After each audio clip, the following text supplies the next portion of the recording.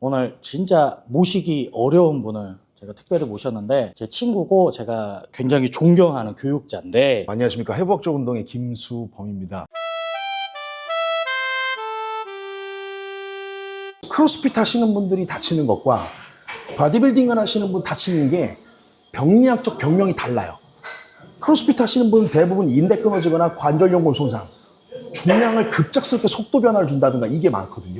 근데 버디빌딩 하시는 분들은 근육 열상, 뭐 극상근 힘줄 이런 마찰 구간이나 공간에 협소한 부분들을 뭔가 임핀지먼트와 같은 현상들이 나오는 거를 또 보기도 해요. 자, 그럼 랩풀다운이 가져다 주는 게 지금처럼 광배근의 기준으로 운동을 한다라고도 볼 수 있지만 얘를 악셀러레이션이라고 하는 가속 관계 상태로 놓고 보면 또 얘기가 달라져요. 여러분들이 랩풀다운을 하고자 할 때 근본적인 목표를 이렇게 설정을 해도 돼요. 내가 델토이드 운동하고 싶어. 삼각근. 그러면 삼각근 운동을 먼저 해야 될까요? 광배근 운동을 먼저 해야 될까요? 원래는 이제 상식적으로 그냥 생각을 하면 삼각근 운동이죠. 그렇죠. 그렇게 가야 되죠. 그럼 제가 이제 뼈의 형태를 갖고 한번 표현해 볼게요. 제가 팔을 이렇게 들 수 있는 이유는 두 가지로 크게 보시면 돼요.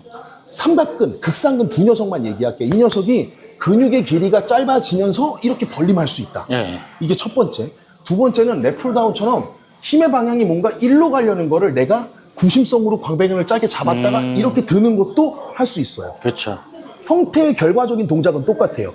외적인 부하의 방향이 아래서 위로 가는 방향이냐 위에서 당기는 걸 내가 끌려 올라가는 거냐. 다만 팔의 벌림 각도는 똑같다는 거야. 그럼 이걸 뼈의 입장에서 놓고 보면 어떤 상황이 되냐면 벌림 각도를 삼각근 입장에서 들었을 때는 어깨뼈도 얘도 위팔뼈도 같이 올라갈 텐데 초기 올라가는 90도면의 자세에서는 얘가 절대적인 속도가 빨라요. 그럼 여기에 지금 극상근 들어가는 거잖아요. 어깨뼈가 돌아가는 건 90도에서 얘는 위돌림을 거의 안 해요. 근데 방금 얘기했던 내가 만세를 하는 이 동작은 우리가 흔히 말하는 견갑상완 리듬에서 180도 각도를 얘기하는 건데 다 돌아가야 되거든요. 얘는 120도, 얘는 60도, ST 관절에서. 근데 내가 얘 팔뼈가 90도 면에서 이 극상근이 통과되는 이 지점에 위팔뼈의 속도가 델토이드가 구심성, 그 근육의 길이가 짧아지면서 힘 발생하면 얘가 빨리 가기 때문에 여기 공간은 물리적으로 압박을 대고 굉장히 높아요. 이건 제가 제 영상에도 해부학자로 카드받아 놓은 게 있습니다. 그러면 랩풀다운을 하면 어떤 상황이 생기냐면 반대로 얘가 들어올린 상황에서 광배근이 짧아지게 힘 발생을 딱 해버려요. 그러면 얘는 지금 짧아졌으니까 구심성 수축, 근육의 길이가 짧아지는 거예요. 근데 팔을 올리면 편심성, 근육의 길이가 길어진 거잖아. 델토이드는 근육의 길이가 짧아지게 해서 완전 벌림을 한 거고 광배근에서는 완전 짧아지게 해놨다가 길이가 길어지면서 완전 벌림을 한 거야, 편심성으로. 이때는 내려갔을 때는 위팔뼈의 가속이 이렇게 내려오지만 이제 편심성으로 올라갈 때는 얘가 극단적인 속도를 보이게 돼. 그럼 공간이 열리겠어요? 좁아지겠어요? 열리죠. 훨씬 더 많이 열지. 그거를 제 어깨뼈만 놓고 보더라도 예를 들면 우리가 선수들 표현할 때 이런 표현하죠. 자, 제 어깨뼈만 보세요. 선수들 보면은 야, 어깨뼈 열어, 뭐 광배를 열어 할 때 이렇게 올라가죠. 이미 내가 팔이 완전 벌림이 되지도 않았는데 어깨뼈는 이미 어버드 로테이션을 다 한 거야. 그러니까 상방 회전을 다 한 거야. 이런 느낌으로. 이거를 잡아서 풀레인지로 쭉 간다고 하면 이런 방식이 어깨뼈를 90도면에서만 놓고 보더라도 이미 얘는 어버드 로테이션, 상방 회전을 충분하게 다 했기 때문에 여기서 또는 레터럴 레이즈나 덤벨 프레스 여기서 올라갈 때는 굉장히 좁아지지만 랩풀다운처럼 잡았다가 올라갈 때 얘가 돌아가니까 공간이 열리는 거야. 질문을 바꿔볼게요. 그러면 델토이드 할 때 어깨를 안 다치는 걸 고려하고 이 녀석이 잘 돌아가야 내가 완전히 뻗어서 짧아지게 만들 수 있잖아. 그러면 얘가 잘 돌아가야 돼? 얘가 잘 돌아가야 돼? 얘가 잘 돌아가야 돼. 그러면 다시 질문해보면 얘기가 달라지는 거야. 랩풀다운으로 선행학습을 견갑골의 회전율을 먼저 만들어 놓고 가는 게 델토이드를 더 자극을 잘 줄 수 있지 않을까? 두 번째, 운동의 역학적 구조에서는 델토이드보다 어덕터에 해당하는 라티스머스 돌지, 광배근, 그 다음에 대원근이라고 하는 테레스 메이저. 이 녀석이 모음의 힘이 벌림보다 월등히 세요. 여기서 이렇게 벌리든 뭐 이렇게 벌리든 이 힘보다 이렇게 당기는 힘이 월등히 세다는 거야. 그러면 센 놈이 놔줘야 약한 놈이 가겠지. 그렇지. 그러니까 겨드랑이가 열려야 팔을 머리 위로 뻗는데 문제가 안 생기는 거야. 근데 이게 안 열리면, 악셀러리가 안 열리면 어떤 상황이 생기냐면 내가 덤벨을 들 때 올라가다가 SC 관절을 가지고 이렇게 으쓱 하려고 그래.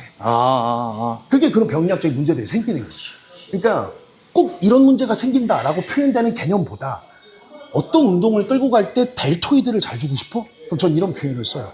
델토이드의 자극이 잘 들어가는 이유는 델토이드 운동이 없다. 광배근이 잘 돼야 되는 그 동작의 기준에 그 운동의 어떤 기준의 발달에 대한 어떤 뭐라 그럴까 포커스는 광배근 운동이 잘 되려면 광배근에 그 운동이 없다. 방식은. 그러니까 여기서만 찾으려고 하지 말고 얘가 잘 되는 건 다른 관절을 이용해서 얘한테 와야 되기 때문에 힘의 구조를 가지고 우리가 방향을 설정해서 하는 운동이다 보니 힘의 편차를 모르면 그냥 델토이드는 델토이드 하는 거야.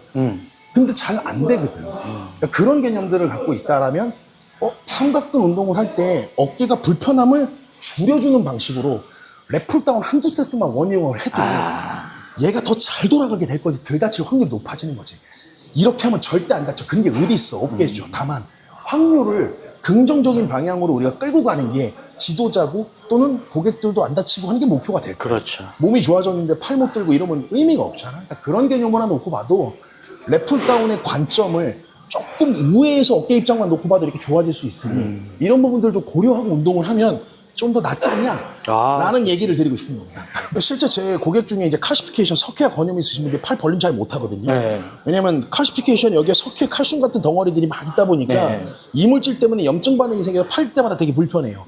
근데 이렇게 들면 불편한 게 랩풀다운에서 이렇게 들면 다 올라간다는 거예요. 그러니까 그렇게 가이드를 관절해서 돌아갈 수 있도록 돌림 운동의 기준을 만들어 주고 그 다음에 천천히 벌림 운동에 대한 기준들을 끌고 가도 늦지 않는다는 거야. 얘가 붙들고 있는 상황에서는 예를 들어서 얘가 놔주면 1만 쓰면 이만큼 가는데 얘가 짧아져서 붙들고 있는 상황이면 2를 써야 돼. 그렇죠. 그게 오버유즈 과사용이잖아요. 그러니까 결국 얘가 원래 써야 될 정상적 힘만 쓰면 되는데 얘를 풀어놨을 땐 정상적 힘이 되겠지만 얘가 붙들려 있는 상황에서는 정상적 힘이 안 되니 오버 트레이닝이 여기서 과도하게 나올 수 있는 상황이 되는 거예요. 그러니까 불필요한 스트레스가 여기 증가되는 거지. 자기한테 올 수 있는 스트레스만 받으면 될 거를. 그러니까 그렇게 표현을 해본다면 결국 선행운동이라고 하는 게 존재한다라는 것이고 본운동보다 선행운동이 잘 돼야 본운동이 역동적으로 일어날 수 있다. 그리고 끝나고 나서 정리운동을 잘하는 게 다음 날에 해야 되는 선행운동과 연결이 돼서 다시 본운동을 하고자 할 때 운동한 힘에 대한 기준이 다시 제자리로 돌아오게 만들어주는 게 정리운동이니 선행운동과 정리운동, 즉 워밍업과 웜다운에 대한 기준을 잘 만들어 놔야 본 웨이트 트레이닝이라고 하는 거를 무리 없이 끌고 가는데 이해가 되는 거죠. 그러면 어깨 운동할 때 이런 걸 한다면 다리 운동할 때 또 뭘 하면 좋을까? 이두 운동할 땐 뭘 하면 좋을까? 이렇게 붙여갈 수 있는 게 해부학이고 그게 기준의 공부가 된다라는 거예요. 그 공부가 있다라면 아마도 조금 더 줄여가고 자극이나 근육의 데미지를 더 훨씬 낮은 무게에서도 전달할 수 있는 기준이 될 거라고 저는 생각을 합니다. 그렇게 가르치고 있고요. 어깨의 기능적인 측면을 다치지 않고 제대로 수행하기 위해서 필요하죠. 무조건 필요하죠. 등을 사용하는 법에 대해서 지금 네네. 제대로 알아야 된다. 요런 부분. 그럼 선생님 제 질문이 있는데 네. 저 같은 경우도 이제 상완을 위쪽으로 드는 동작을 할 때 예를 들면 사이드 레터럴 레이즈 같은 네네네. 운동들을 할 때 아무래도 등이 늘어나잖아요. 상완이 그쵸, 몸에서 그쵸, 멀어지기 그쵸. 때문에. 그래서 저는 그 부분을 좀 잡기 위해서 몸의 구조를 잡아놓을 때 약간 라인업을 잡으라는 식으로 얘기를 너무 좋은 하거든요. 거예요. 그러니까 등이 이미 좀 쓸 준비를 한 상태에서 그것과도 좀 연관이 있을까요?